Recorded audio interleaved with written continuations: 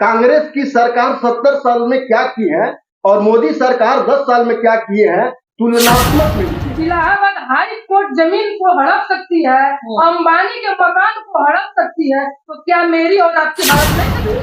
भाजपा प्रत्याशी के रूप में अगर पार्टी ने मौका दी, मेरी पार्टी अगर मौका दी डॉक्टर सुनीता मिश्रा आज की कदामनी, तो मुझे बहुत उम्मीद नहीं, प्रचंड अपने आप पे विश्वास है कि ये एक ऐसा उभरता सितारा बन के निकलेंगी, ऐसी वीरांगना निकलेंगी जिसका जवाब नहीं होगा। पूरे भारत में कोई ऐसा कॉन्स्टिट्यूएंसी नहीं होगा जो सिवान का जवाब दे। अंबानी के मकान को ले सकते हैं, तो ये मेरा मकान भी कोई आदमी वही है, पुलिस भी वही है, जज भी वही है। एक कानून नहीं है, एक षड्यंत्र है कांग्रेस सरकार का। अच्छा, के बारे में क्या मामला है, क्या बताना चाहेंगे आप?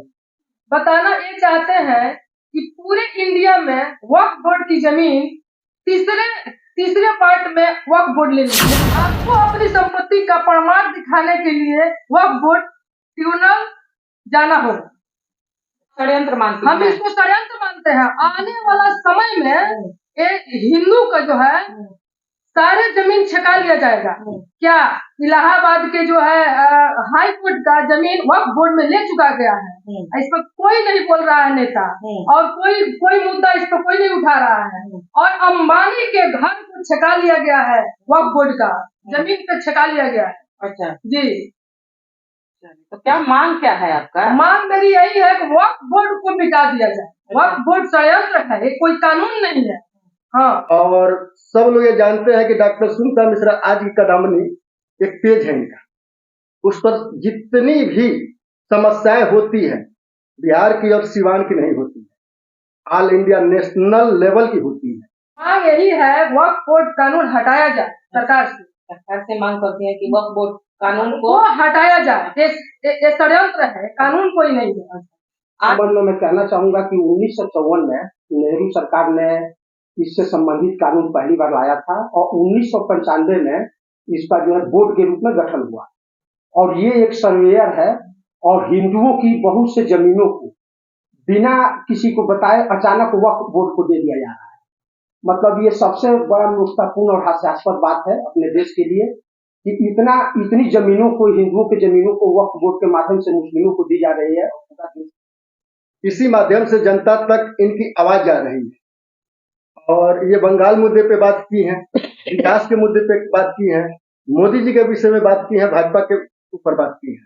तो एक ऐसे सिवान में लीडर की आवश्यकता है जो नेशनल लेवल पे बात करे, और पूरा भारत इनका जो उद्देश्य बना है, इसके लिए मुझे बड़ी खुशी होती है जानकर कि जब भी इनका पेज खोलता हूँ, कोई ऐसा मुद्दा नहीं, कोई ऐसी समस्या भारत की नहीं है जो इनके पेज से मुझे न मिल जाए।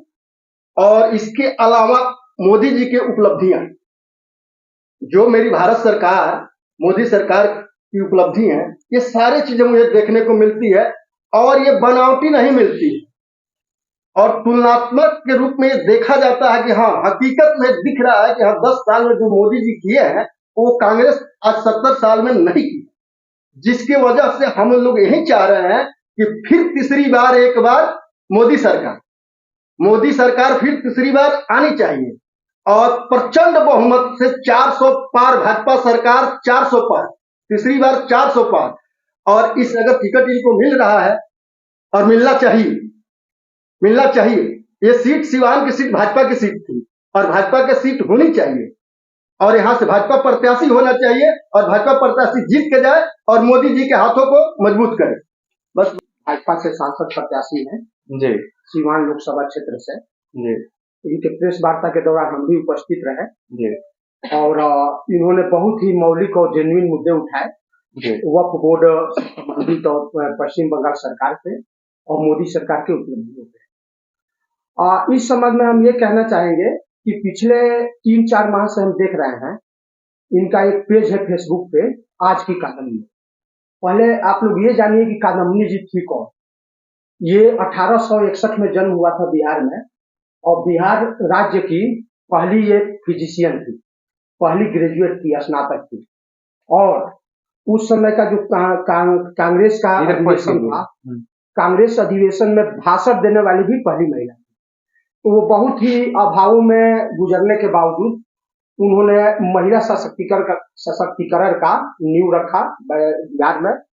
इसीलिए डॉक्टर सुनीता मिश्रा जी को भी आज की कादम्बनी कहा जा रहा है, क्योंकि उन्हीं के तरह ये भी जमीन से उठ के और संघर्ष करके महिला सशक्तिकरण की एक पहचान बन रही हैं, अपनी आवाज उठा रही हैं, स्वास्थ्य के क्षेत्र में, शिक्षा के क्षेत्र में, रोजगार के क्षेत्र में और हॉस्पिटल के माध्यम से जन सेवा भी कर रही हैं और कम से कम पैसे में और बहुत लोगों को निःशुल्क भी इन्होंने इलाज किया है, ओपीडी और जनरल फिजिशियन और नॉर्मल डिलीवरी के भी क्षेत्र में।